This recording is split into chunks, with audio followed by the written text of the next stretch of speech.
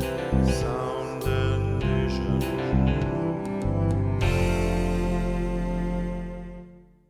Welcome to Chapter 1 of Rip Van Winkle by Washington Irving.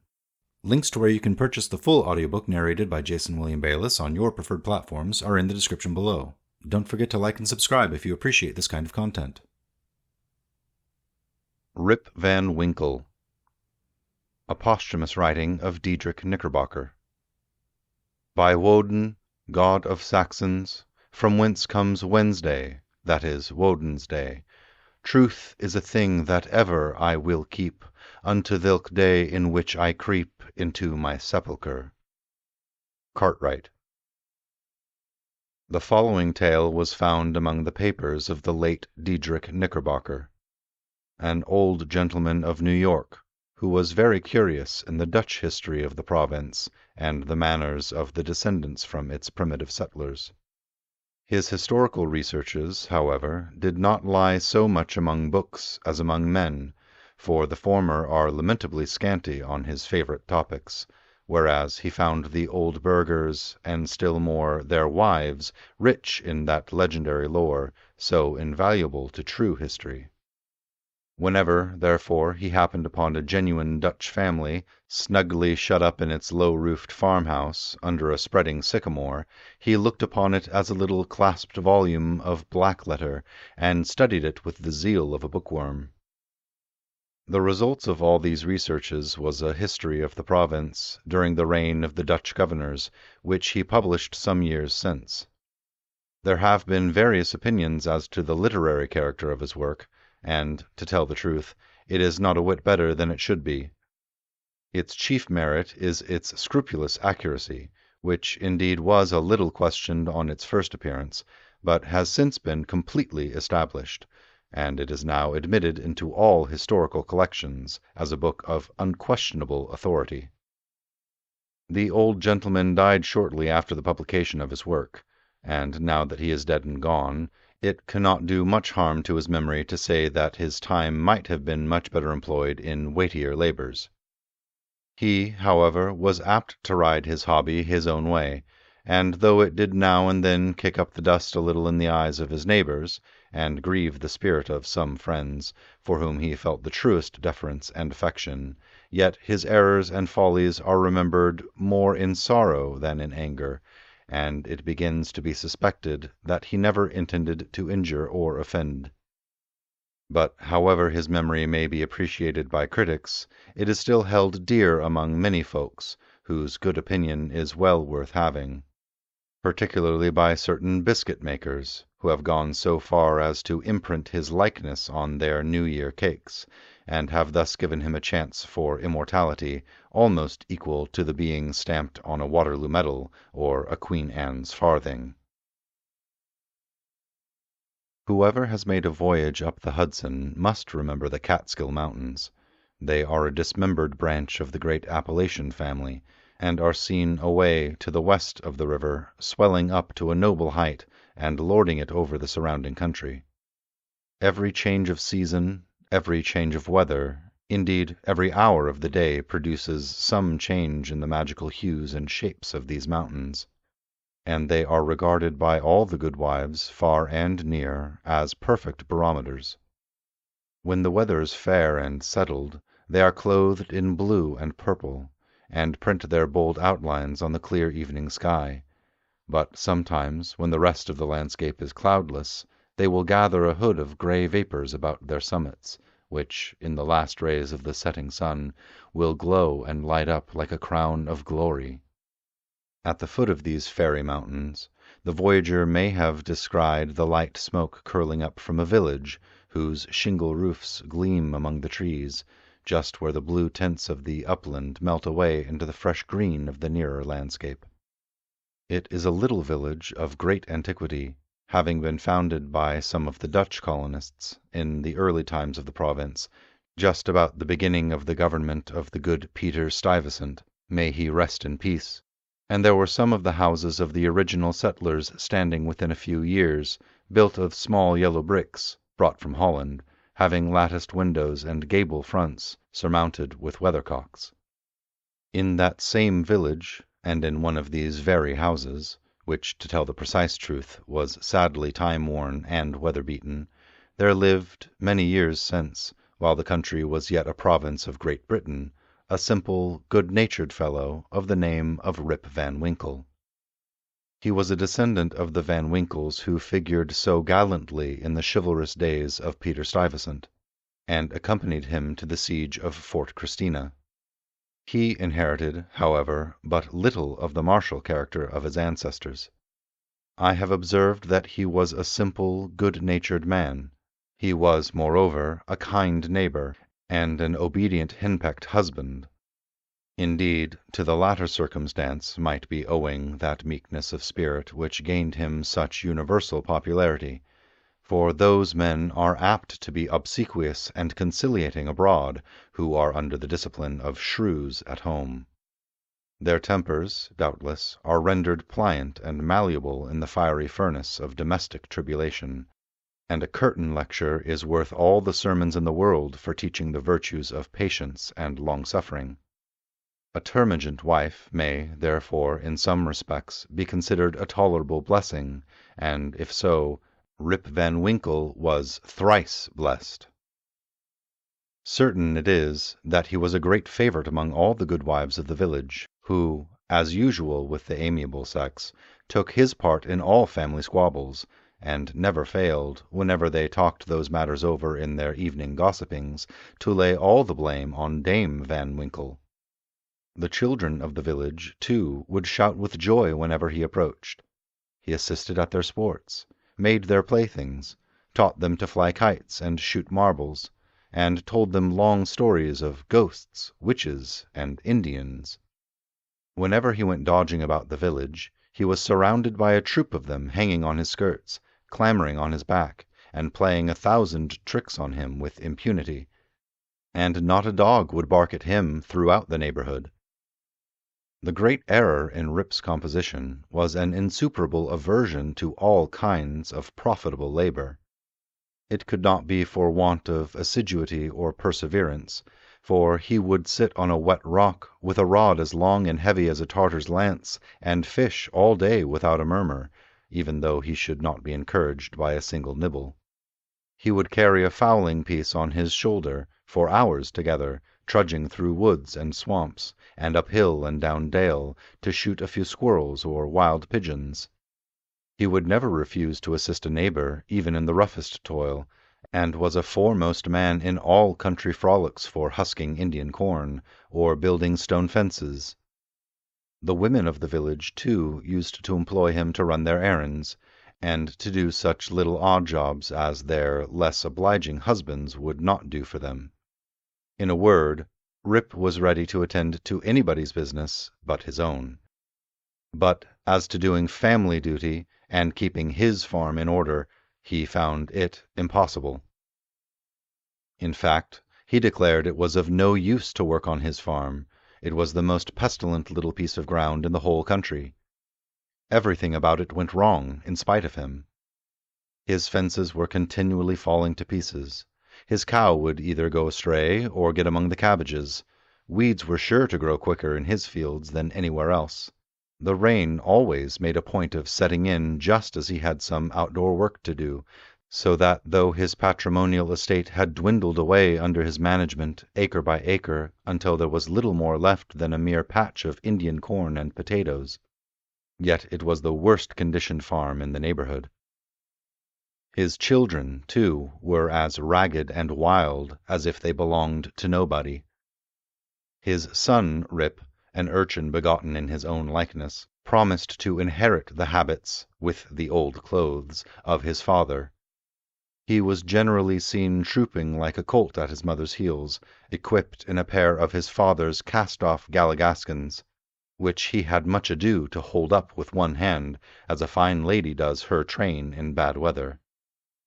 Rip Van Winkle, however, was one of those happy mortals, of foolish, well-oiled dispositions, who take the world easy, eat white bread or brown, whichever can be got with least thought or trouble, and would rather starve on a penny than work for a pound.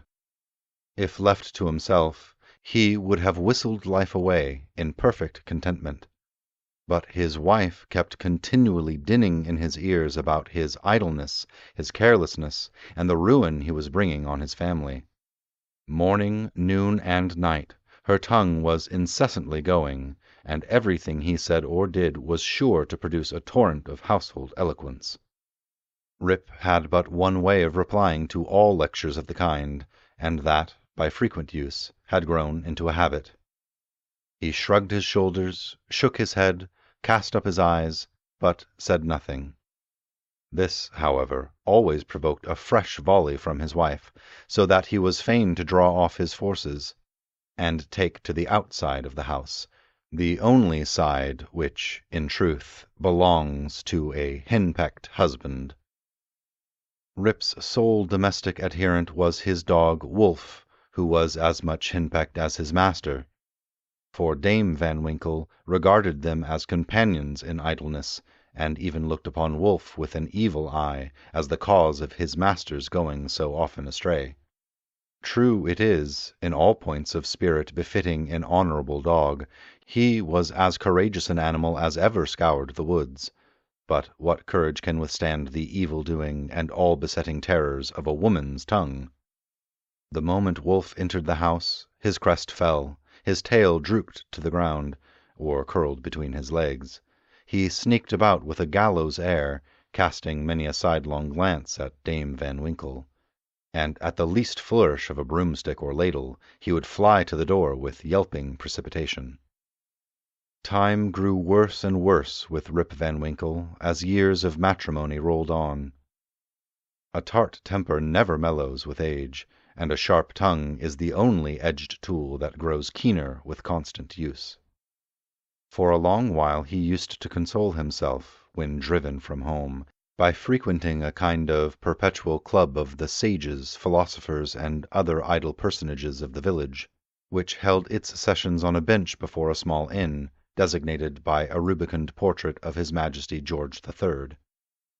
Here they used to sit in the shade through a long, lazy summer's day, talking listlessly over village gossip, or telling endless, sleepy stories about nothing. But it would have been worth any statesman's money to have heard the profound discussions which sometimes took place, when by chance an old newspaper fell into their hands from some passing traveler.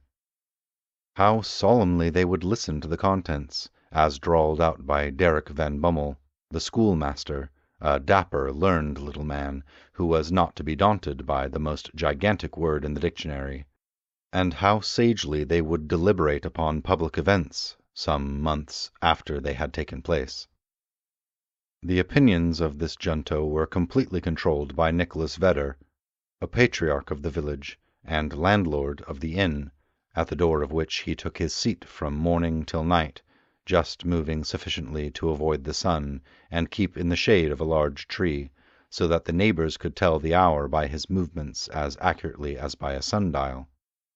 It is true he was rarely heard to speak, but smoked his pipe incessantly.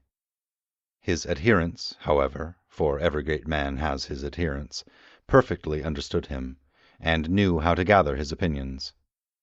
When anything that was read or related displeased him, he was observed to smoke his pipe vehemently, and to send forth frequent and angry puffs.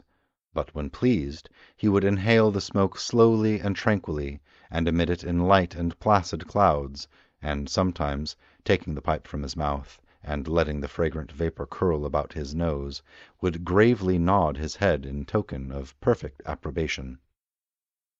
From even this stronghold the unlucky Rip was at length routed by his termagant wife, who would suddenly break in upon the tranquillity of the assemblage, and call the members all to naught.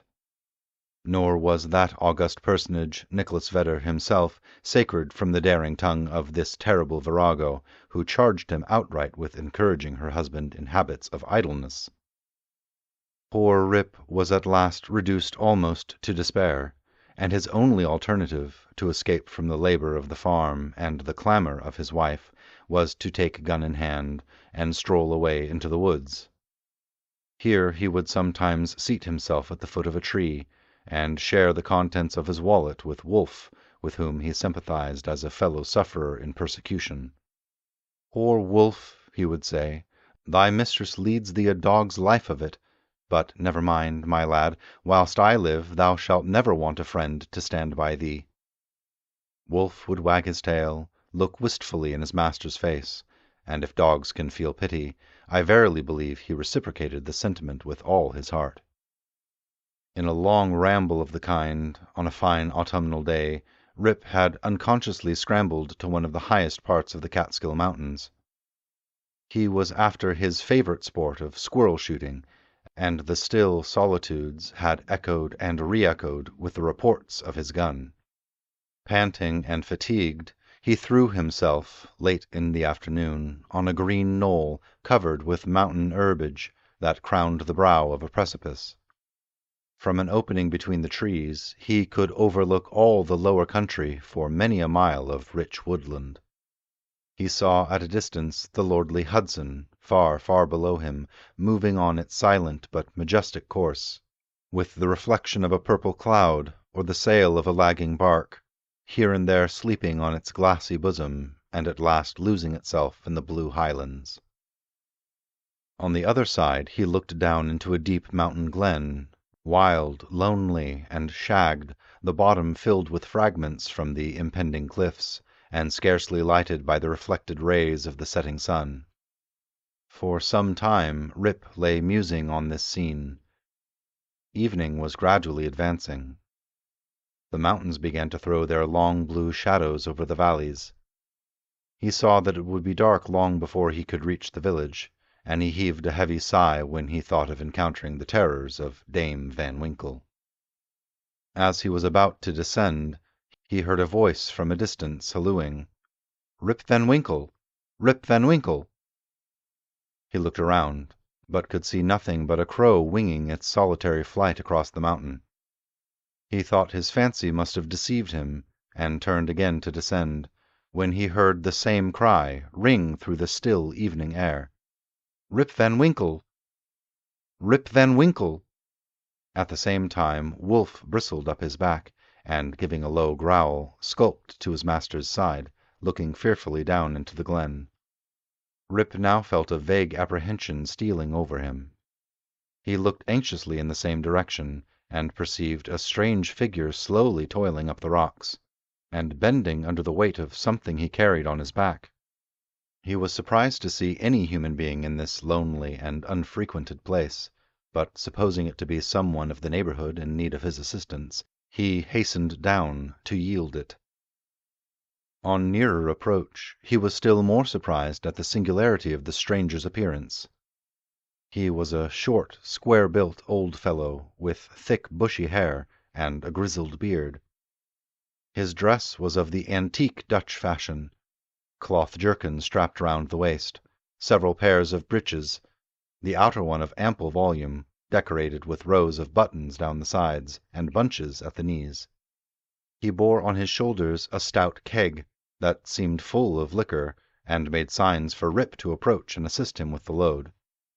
Though rather shy and distrustful of this new acquaintance, Rip complied with his usual alacrity, and mutually relieving each other, they clambered up a narrow gully, apparently the dry bed of a mountain torrent. As they ascended, Rip every now and then heard long rolling peals, like distant thunder, that seemed to issue out of a deep ravine, or rather cleft between lofty rocks, towards which their rugged path conducted. He paused for an instant, but supposing it to be the muttering of one of those transient thunder showers which often take place in the mountain heights, he proceeded. Check the links in the description to see where you can purchase the full audiobook. Thank you for joining me for Chapter 1, and I hope to meet you again for Chapter 2.